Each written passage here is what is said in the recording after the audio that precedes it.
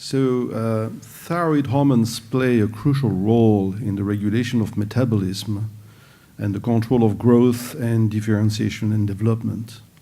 As such, they play a crucial role during pregnancy, and the lack of or the excess of these hormones are very dangerous for the fetus, and I will explain this part.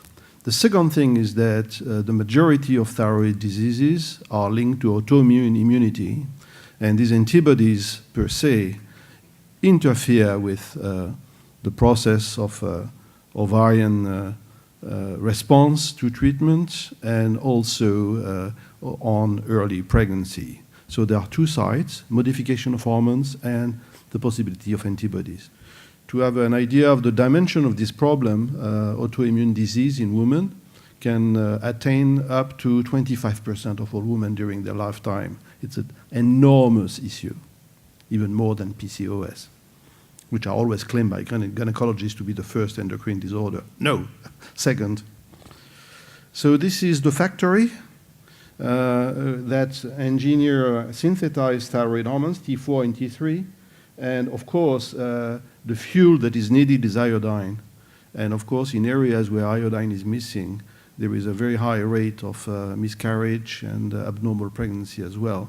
And this is a crucial difference between the US, for instance, where iodine is supplemented in a lot of food, while it is not in Europe and especially in France. So we have, as you will see, a lot of problems with that.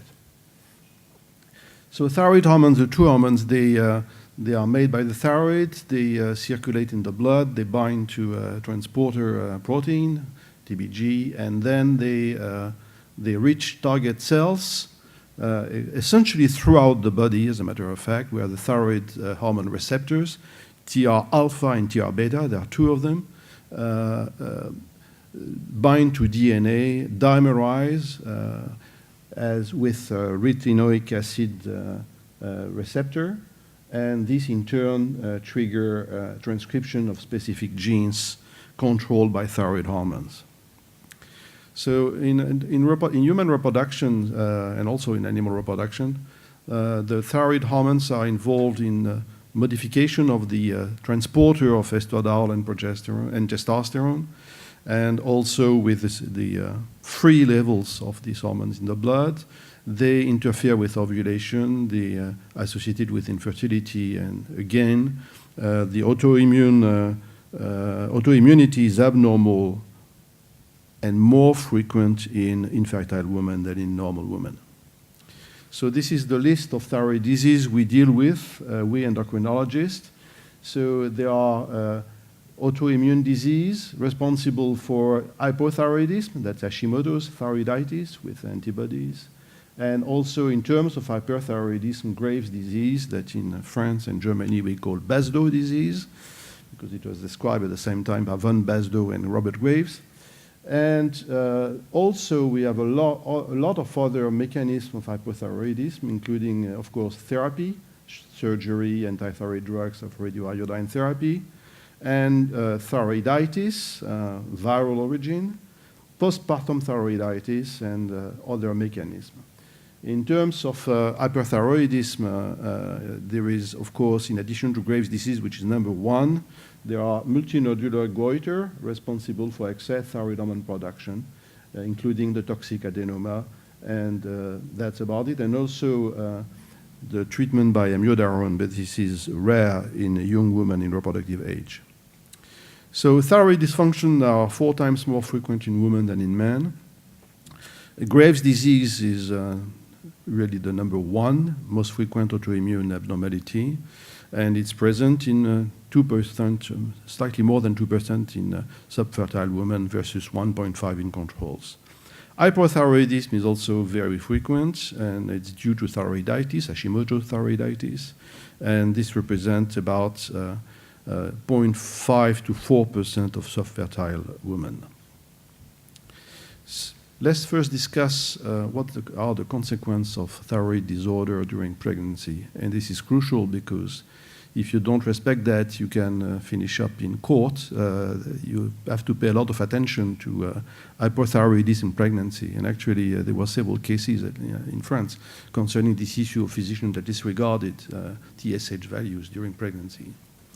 So hypothyroidism is complicated by anemia, eventually postpartum hemorrhage, cardiac dysfunction, abnormal placenta. And in the neonates, there are also prematurity, low birth weight, congenital malformation. But the main issue is neurological development that is altered. The IQ is not the same if you have hypothyroidism if you don't have. This is the key. So indeed,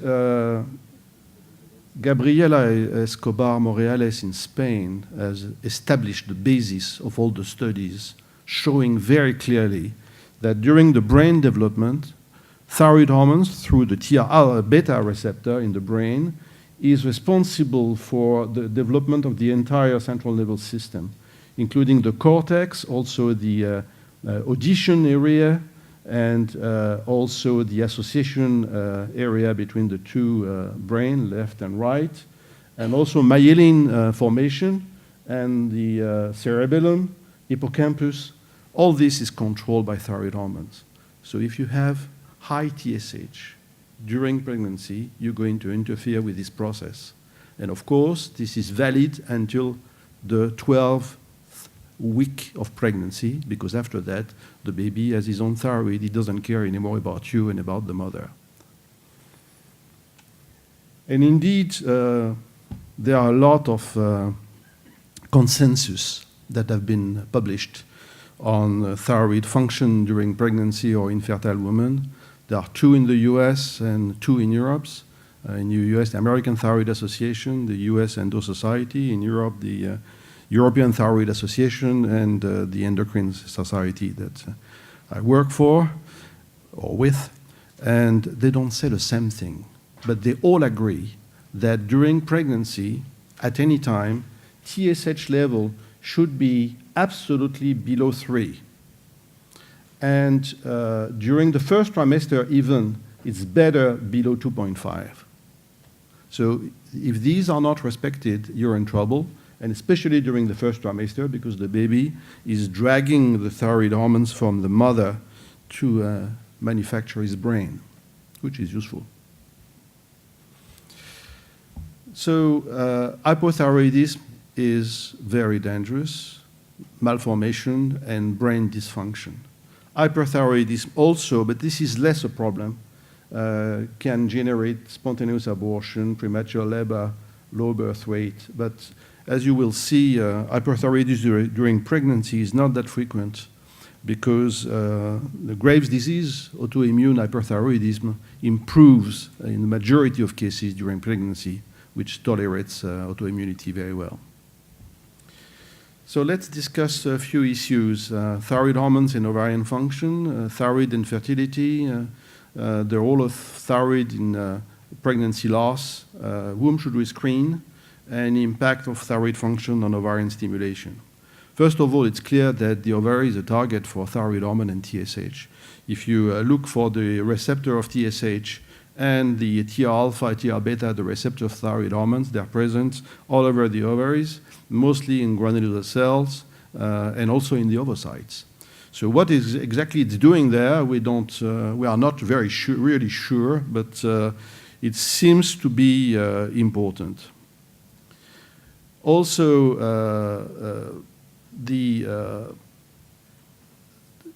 it seems to play a role in follicular growth and the response to gonadotropins. But it has not been clearly shown that abnormality in thyroid hormones was linked to abnormal follicular development as yet.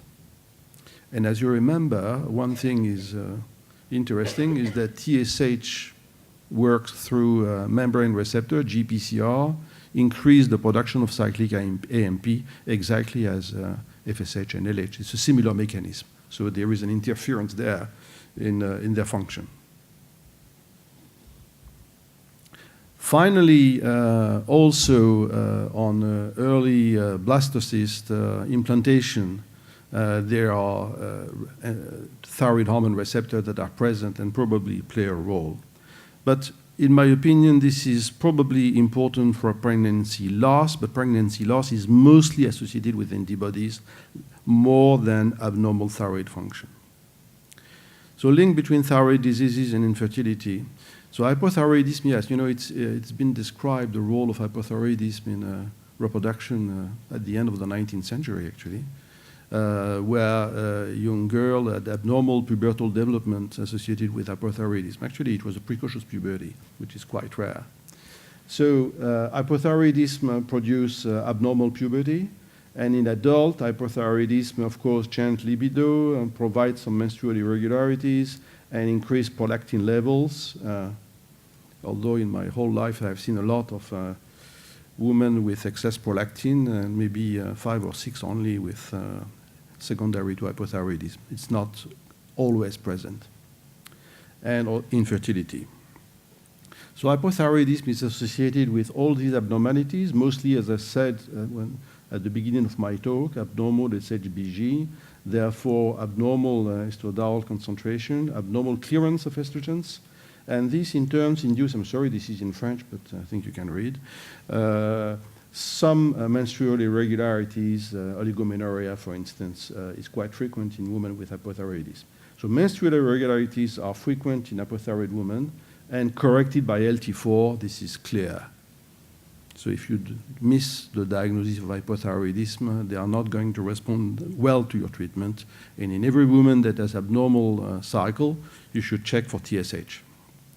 So it's interesting that the literature has changed.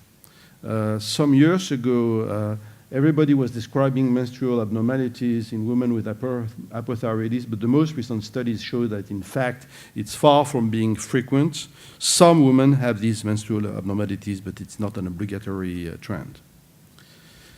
Hyperthyroidism also induces some menstrual abnormalities, but less. I would like to emphasize one issue. Hypothyroidism is very dangerous for pregnancy, and it may interfere with ovarian stimulation or the response to stimulation. Hyperthyroidism, not at all. The issue with women with grave disease that have hyperthyroidism is contraception more than ovulation induction. They are perfectly fertile, and they respond very well to treatment. But they will have problems eventually later on during pregnancy, but they don't have fertility issue. I will skip this. So when you stimulate women that have abnormal thyroid function, especially if they have antibodies, the response is not always adequate. In fact, if you look at this, you see that TSH increases slightly during ovarian stimulation. This is simply due to the fact that in a normal woman that simply has antibodies, anti-thyroglobulin and anti-peroxidase antibodies, it's a marker of underlying thyroid disease. And in any stressful circumstance where she will need excess hormone production, thyroid hormone production, then she will present some abnormal thyroid function.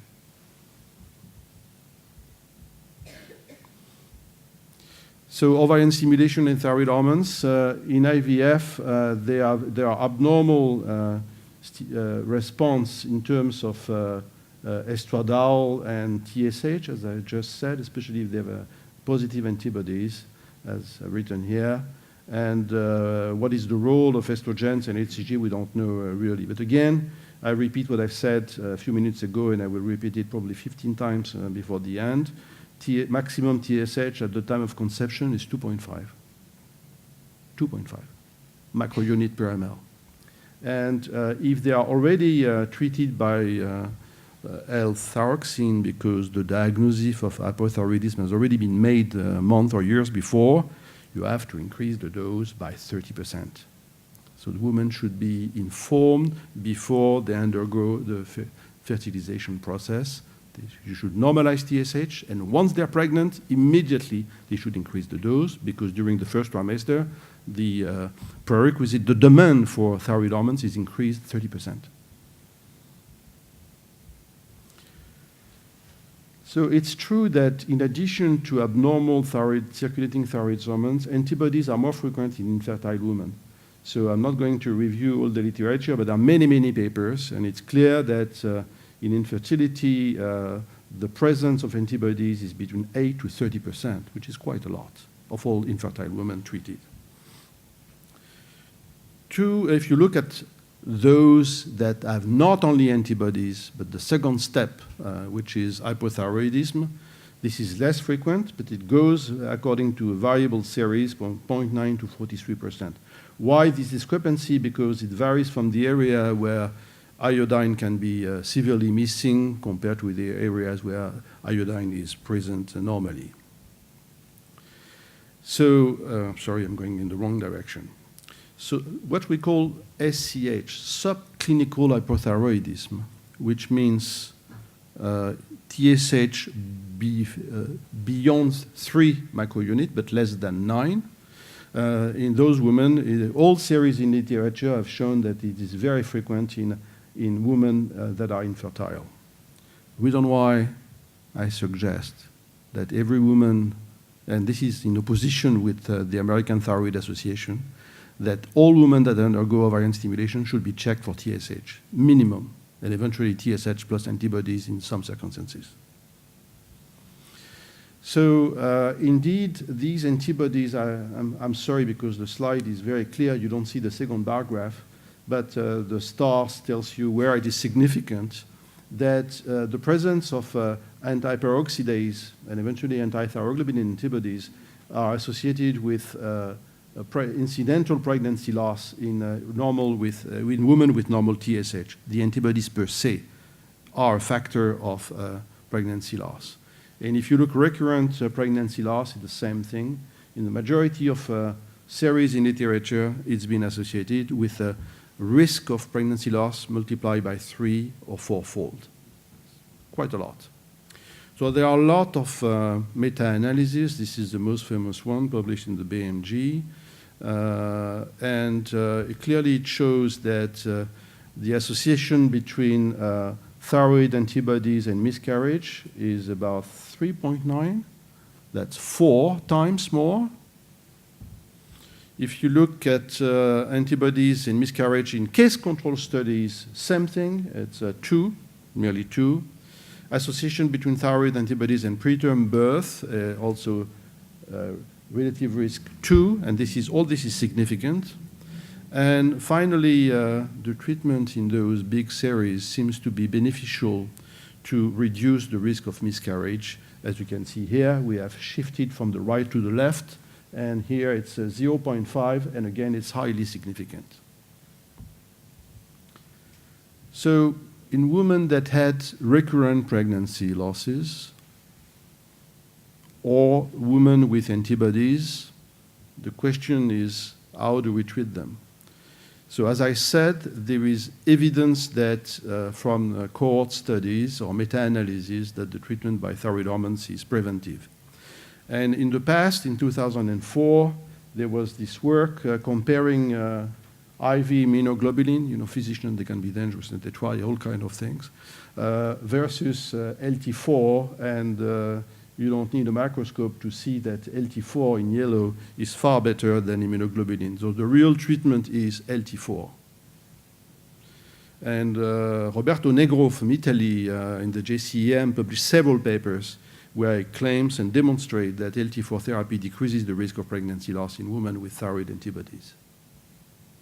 And finally, he has published, I think in 2006, a randomized controlled trial. Sorry, this is in French, but it's not very difficult, showing that in women with antibodies, those that are treated are far less pregnancy loss than others, about 50% less than the others. So this time it's not cohort studies, it's randomized controlled trials in about 662 women, a very beautiful study. Okay, so this has been repeated by a lot of other authors. This is second issue showing that eventually high TSH, subclinical hypothyroidism, small increase in TSH is also associated with an increased risk of pregnancy loss. And again, LT4 is also seems to be protective in the majority of studies. However, this is not the gospel. There are studies that show no effect of LT4. This is one of them. And that's the reason why it's not very clear in the consensus written by the American Thyroid Association on the one written by the European Thyroid Association that the treatment is mandatory. But at least you will agree with me that nevertheless we have to give the better chance to women. Since there are data, randomized controlled trials suggesting an effect, you have to treat. So it's the mechanism through which antibodies produces pregnancy loss is not clear, very clear. It may be due to interference with implantation, to the association with other autoimmune abnormalities, such as antiphospholipids, for instance, antibodies, or other antibodies that could be involved in pregnancy loss. And also, it's clear that also it may be so that placental antigens cross-react with antibodies from directed against the thyroid of the mother. We don't know the mechanism, but the treatment is clearly, as I said, LT4.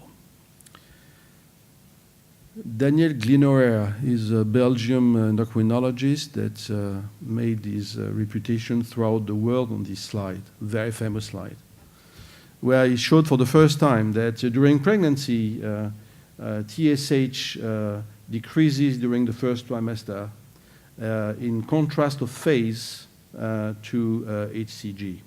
So the mechanism of that is now very well known, and there is a clinician, a friend of mine in Angers, Patrice Rodien, that has published a very good paper in the New England Journal, showing that everybody, in every woman, HCG cross-reacts with TSH on TSH receptor, so HCG can stimulate the thyroid, but in some women there is a mutation, single amino acid mutation on the TSH receptor, and then those women get a tremendous hyperthyroidism simply due to HCG. It disappears at the end of pregnancy and comes back at the next pregnancy. Hyperemesis gravidarum, as they said in the 17th century. Those women are vomiting a lot, and HCG is related, the hyperthyroidism is related to HCG. So all women have that, and some of them have even more than that, and it's clearly linked to the rise in HCG. And of course, if you have a multiple pregnancy, it's even more. The issue is, when you are a gynecologist, you are seeing women, they have hyperthyroidism during the pregnancy. What are you dealing with? Is it HCG-related hyperthyroidism, or is it Graves' disease? Not at all the same treatment. I'll get back to that. So the fetal thyroid works after 11 weeks, and the normal function is present around 18 to 20 weeks. But so before, let's say, before 12 weeks, the fetus drives his thyroid hormones from the mother circulation.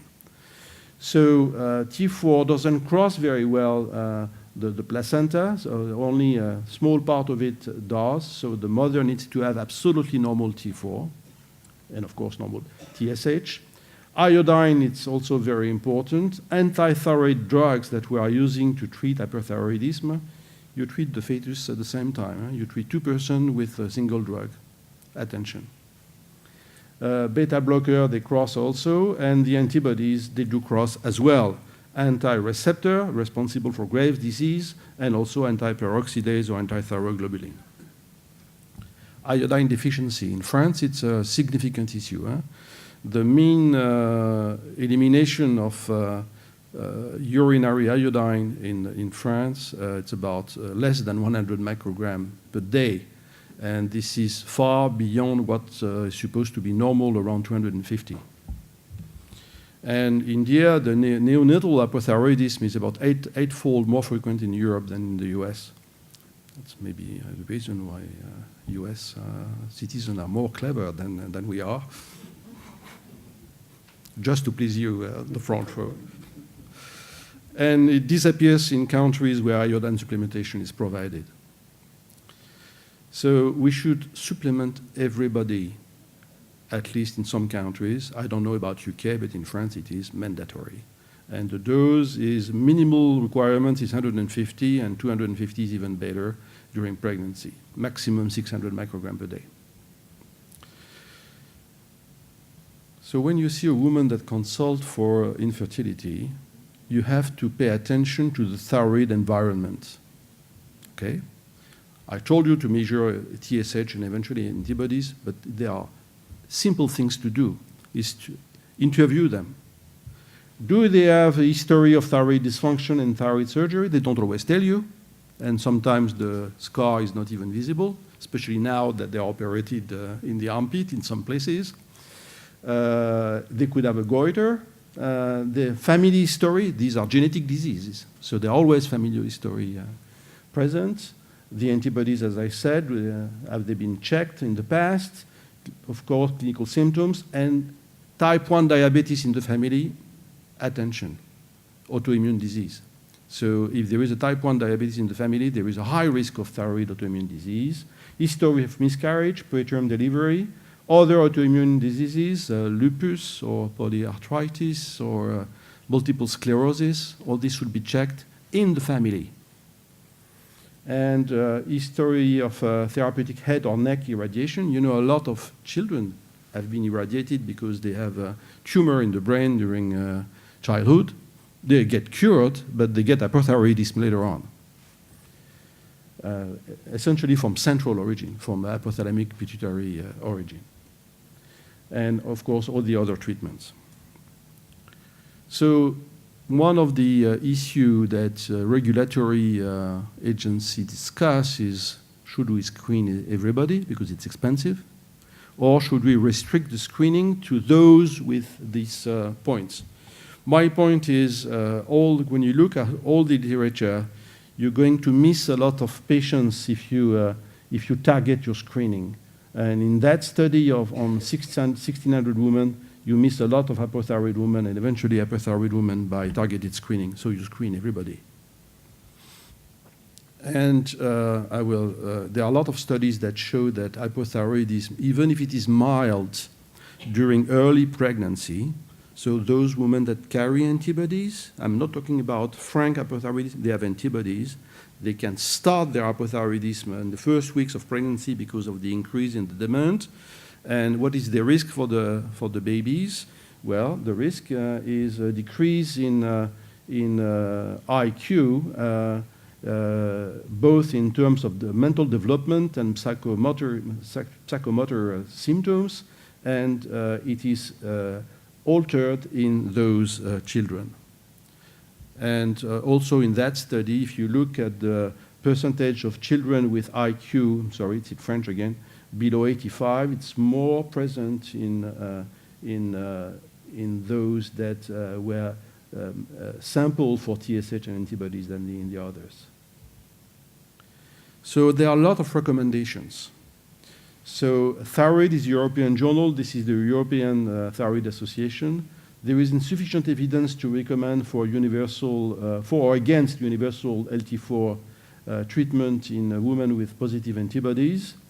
However, recommendation 9, which is the next one, women who are positive for TPO antibodies and have subclinical hyperthyroidism should be treated with LT4. My own conclusion, involving myself, nobody else, is that if they have antibodies, you treat, period. And we discuss later. Of course, if they have more TSH more than 2.5, it's relatively urgent. And once you started the treatment, you should check TSH every 4 weeks during the entire pregnancies. I have 5 more minutes. Yes? You're not tired? Okay. When this paper was published, I thought I was going to have a coronary infarction. 1999, New England Journal. It's the first time that a big study showed clearly that children born from hypothyroid mother had very severe neuropsychological development. It was not known before. So in 1999, that changed everything. we become much more stringent in terms of TSH value and follow-up. So there are a lot of parameters that were studied, and they show clearly that they won't go to Harvard. They rather take care of the grocery store next door and not become president of the United States. Some of them. Now, there are also controversies as to whether the simple fact that you screen TSH value and antibodies during early pregnancy will protect the children from those abnormal brain development. In that study from John Lazarus on 22,000 women, they were not much different in terms of brain development. But this is only mild hypothyroidism with TSH in the range of 7. So those women that are already treated before you, when you see them for the first time, you increase the dose by 30% when they become pregnant, and you check TSH every month, less than 2.5, especially during the first trimester. Other issues. You see a woman that has hyperthyroidism during pregnancy. The diagnosis is very simple. How do you recognize gestational diabetes, HCG induced, or Graves' disease? Very simple. Because Graves' disease, the symptoms occur only during pregnancy and not before, as compared to Graves' disease. Of course, if she has orbitopathy, it's clear that it's Graves' disease and not HCG. If the symptoms occur during pregnancy, be careful. It might be gestational hyperthyroidism. Nausea and vomiting, what I was referring to in Latin earlier, hyperemesis gravidarum. This is mostly gestational hyperthyroidism more than Graves' disease. There is no goiter in gestational hyperthyroidism. There is one, of course, in Graves' disease. The antibodies are negative in gestational hyperthyroidism and positive in Graves' disease. It's very easy to make the diagnosis. Just look at the anti-receptor and anti-TSH receptor antibodies, should be prescribed. If they are positive, it's Graves' disease. If it is negative, it's gestational hyperthyroidism. The difference is very important because if it is gestational hyperthyroidism, you ignore the disease. You ignore it. And if it is Graves' disease, you might treat with anti-thyroid drugs, which are, it's not a simple story. It's tricky because it's toxic either for the liver, it can induce hypothyroidism in the baby, so you have to be very careful. So anti-thyroid drugs are not recommended for treatment of gestational hyperthyroidism. I just mentioned that. It's exceptional, only those described by Patrice Rodien in the New England, where the hypothyroidism is gigantic. Also, you should remember that the antibodies, they cross the placenta, and they may in turn affect the thyroid, the fetal thyroid after week 12. It's very common in my own country to observe that physicians associate in the mother anti-thyroid drug, carbimazole, for instance, or propyltiouracil, with thyroid hormones. This is a crucial mistake because you see what happens in the mother, but the baby will receive directly the anti-thyroid and might get severe hypothyroidism despite the fact that the mother is well. So the principle is to use, if you need to treat Graves' disease, you use anti-thyroid drug, carbimazole or PTU, especially PTU in the first trimester. After that, we can discuss. And check the TSH every month and keep the mother slightly hyperthyroid. So PTU is preferred in the first trimester. Beyond that, we can discuss for 3 days because it's slightly toxic for the liver.